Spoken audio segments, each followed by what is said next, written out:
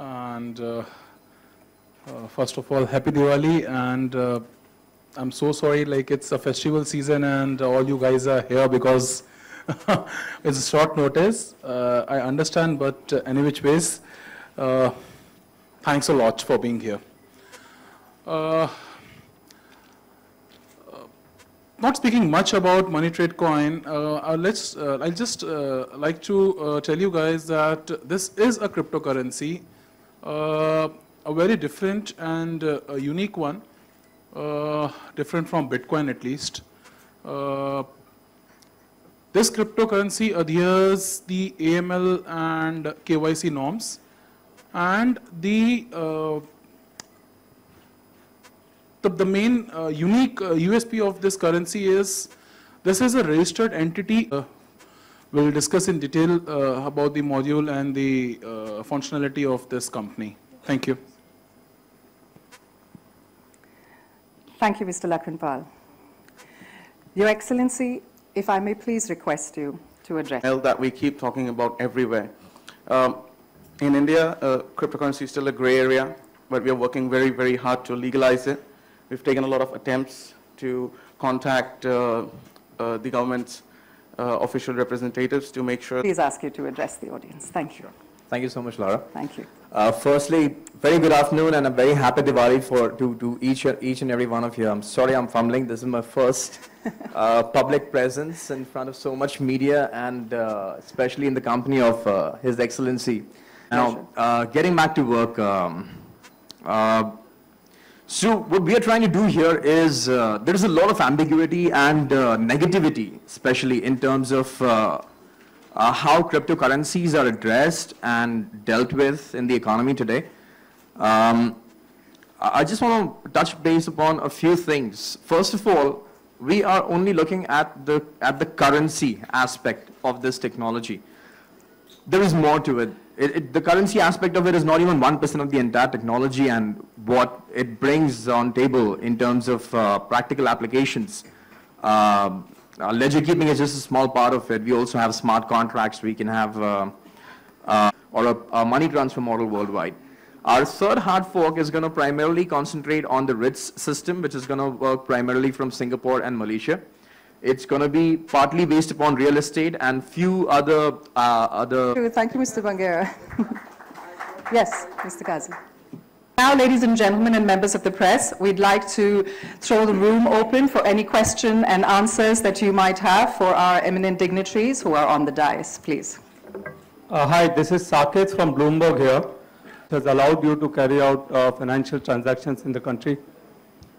Let me be very clear. In my speech, I was very clear that the services what we are going to start up is going to be only the valid services.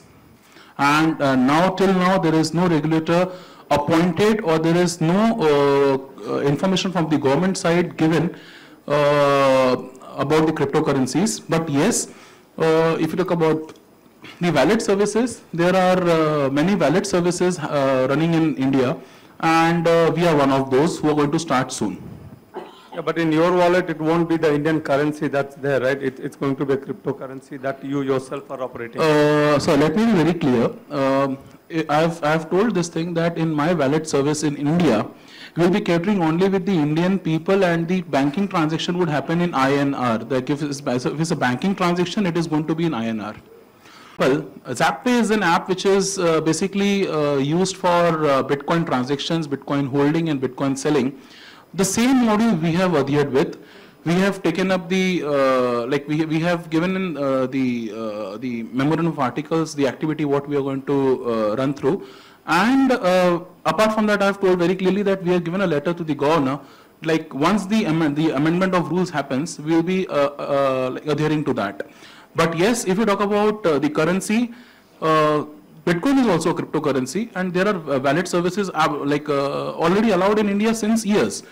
Only thing what we are talking of here is it's going to be only for Indian people, and say suppose I can set one example. X wallet is open in India, and the person is traveling to UAE. he will not be able to access his wallet over there. And same way, if you talk about the currency exchange, like if he wants to, like he has invested at X amount and he wants to withdraw that cryptocurrency and have his amount back in his account, he can only take in the same account. So it is not at all pertaining to the USD or any other currencies. It will be adhering to INR. Again, if you check the ZapPay app, it is the bitcoins are shown in INR, not as USD. Okay, one more thing. There was a report in the Ken yesterday which said that Money Trade Coin is operating a multi-level marketing scheme, which is not even, you don't even have any commodity to trade with, just your own money, and you're supposed to get more customers who will get more money, and there is no underlying in it. Your comments on that? So, if you talk about the multi-level marketing company, I totally deny that fact. But yes, of course, if you want to have some clients, the commissions are passed on. Now, I can set some a short example for you. The insurance industry.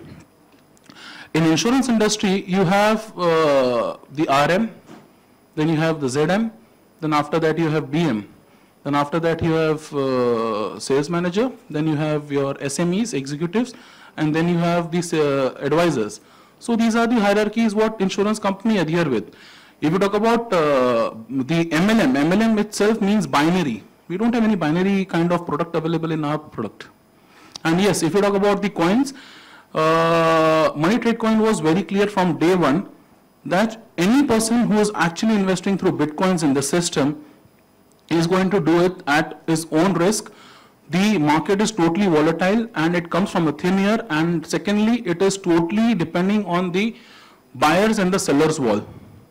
But that means there is absolutely no guarantee of the money that you are putting in. It can just vanish one day. So same applies on Bitcoin also. If I purchase a Bitcoin today, if it's costing me 3.5 lakhs, if the value comes to zero tomorrow, it's very simple. I'm bothered about Money Trade Coin because that's of course cryptocurrency. Sir, it's very simple. Cryptocurrency. See, let me be very clear. This Money Trade Coin also is a cryptocurrency. It's a kind of cryptocurrency which is adhering only AML and KYC norms. Just one final thing. Are you in any way associated with the Finance Ministry as your Facebook profile suggests? And if yes, how and what authorization you have? No, actually, I'm just a member of the in Finance Ministry, I'm just a member of the advisory board. That's it. And recently I was recruited, but any which ways, I have not yet joined a single meeting over there, and that's it. Yeah. Can you explain which advisory board? Because as far as I understand, there are several of them. Which advisory board in the Finance Ministry? No, I've just got a recruitment. I have told you I have not yet been over there. I have not been over there. What I'm asking is which advisory board of the Finance Ministry? No, I didn't get you. Come again? You are saying an advisory board of the Finance Ministry. It doesn't have any. I'm asking which advisory board of the Finance Ministry are you member of? I can help you out with one guy, Mr. Vinay Chaudhary. He took my biodata, my details, and he took me to the Finance Ministry department. And from there, I gave my data and everything, and it was basically a public service. It was just for a public service told to me. No, I understand, but if you are a member of a Finance Ministry, it's a very high profile. You must know which advisory board you are talking about.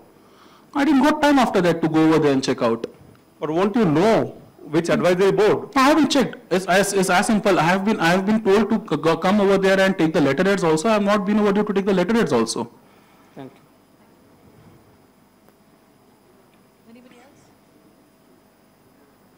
Anybody else? Have any other questions? Yes? By knowingly you said it's a grey area. So why do you want to vote in India this type of environment where volatility and suo moto, you know that there is a ambiguity in this trade or this type of business. So still why you want to venture or put Indians into a task? Okay, that's a very good question. Now tell me one thing, sir. Today, if you talk about the cryptocurrency, are you aware how much people have invested in cryptocurrency, in Bitcoin, more of Bitcoin? So let's only speak on Bitcoin. Are you aware of that? Billions. It's in billions. Perfect.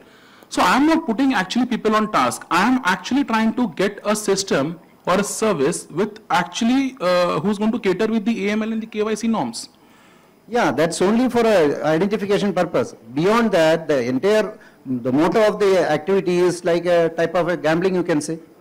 Is it? Of course, sir. It is a type of gambling. Of course, So, because as in India, many people came and went, you know. They meant a lot of carrot to the people and they came and they vanished. So again, what is the assurance then how people can trust or people can make money? that is the reason we have appealed to the government that kindly legalize this platform, and once the legalization happens, we can have the escrow accounts in the bank. Perfect. That is true, but how far, as you, as someone else has said, that you are in the finance ministry, is it what is going to help you out? So let me tell you one thing. This is nothing related to the finance ministry. What I am doing with, I was just offered a public service portfolio, and I was told that you have to get your biodata. I got my biodata over there. I gave my biodata. My things were given, and that's it. Like I got my visiting card, but I have not been over there to take my letterheads also. So this is a big thing. I have not been over there to take my letterheads also. So if you talk about, see, let's keep a finance ministry part aside. Now let me tell you one thing. Don't you think that trying to make this gray area legalized is a good initiative? That's a good initiative. See, always try to see the positive side of the coin also. People always try to speak on the negative note only. Tell me one thing. Okay, this is a question from my side to the press now. If this cryptocurrency concept gets legalized, do you think how much income can government earn? We have to see. We on one side we are talking that the GDP of the Indian economy is going down. Here's a good chance to get it up. Now you tell me, this is a simple question. In 2009, if a person would have invested 10,000 rupees in a Bitcoin, today his value would have been 157 crores. Correct me if I'm wrong. That's the Google statistics what we have. Correct me if I'm wrong. That's the Google statistics. And you cannot deny a fact. So why, my question is big, why Indian government is not allowing a person to have a clean and clear investment going into the global market? Let government have the laws on it. Let government have the watch on it. That's what we have to wait and watch. Perfect. And let me add one more thing to you. Government very happy for this UAE government, Bahrain government very happy for this new business who make a meet and support them. No, thank you, Amiji.